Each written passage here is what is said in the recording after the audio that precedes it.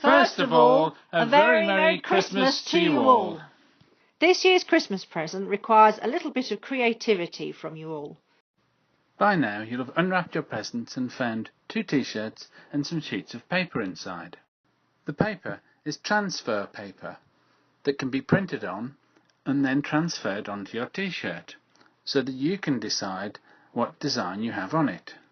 Unfortunately, another kind of transfer paper that we ordered didn't come in time for us to send it to you at Christmas, but it will follow shortly.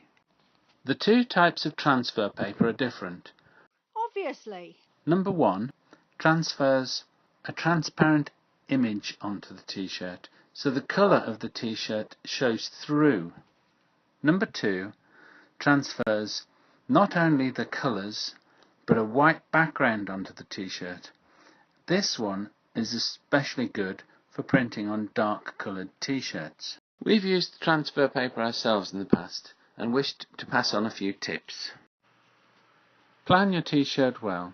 It could be that you'll simply print a picture vertically on the t-shirt like this, or horizontally like this. But remember, you can cut the transfer paper up, and you can do a lot more with your design if you'd like to indulge in a little bit of cutting out. Here's an example. This design is much wider than the paper is if left in one piece. I can arrange my flying saucers in any order I like on the paper, knowing that I'm going to cut them out later. Here they are cut out, and here I arrange them on the shirt, with the picture side facing downwards. You'll need the iron on very hot, so adults only for this part. Press down firmly and wiggle the iron around, making sure that none of the grooves that might be in the bottom of the iron stay in the same place for a long time, otherwise the image won't be pressed in to the cloth. You do have a copy of an instruction sheet that came with the transfer paper, but I find I need to press a little longer with the iron than the specified time on the sheet. After a while, you can tell that the transfers have adhered to the t-shirt. Now you can peel off the backing paper.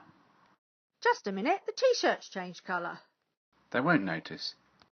Now, to make sure that the transfer has really adhered to the t-shirt, use a sheet of greaseproof paper and iron over the top of each one of the images, making absolutely sure not to iron over any of the images without the greaseproof paper on it. Otherwise, the transfer will stick to the bottom of the iron.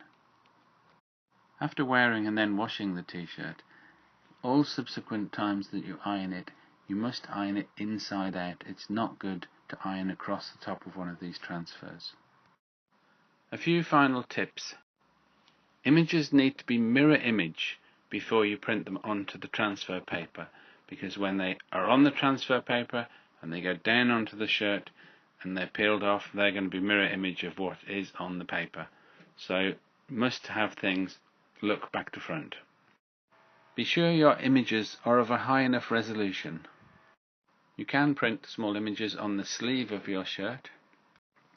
Always print your image on ordinary paper first, just to make sure everything's going to print well. Be sure when you're printing on dark shirts that you use the transfer that gives a white colour background. I'm more than happy to help anyone with the preparation of their images. If you'd like to email them to me, my address is stuart@caddison.com.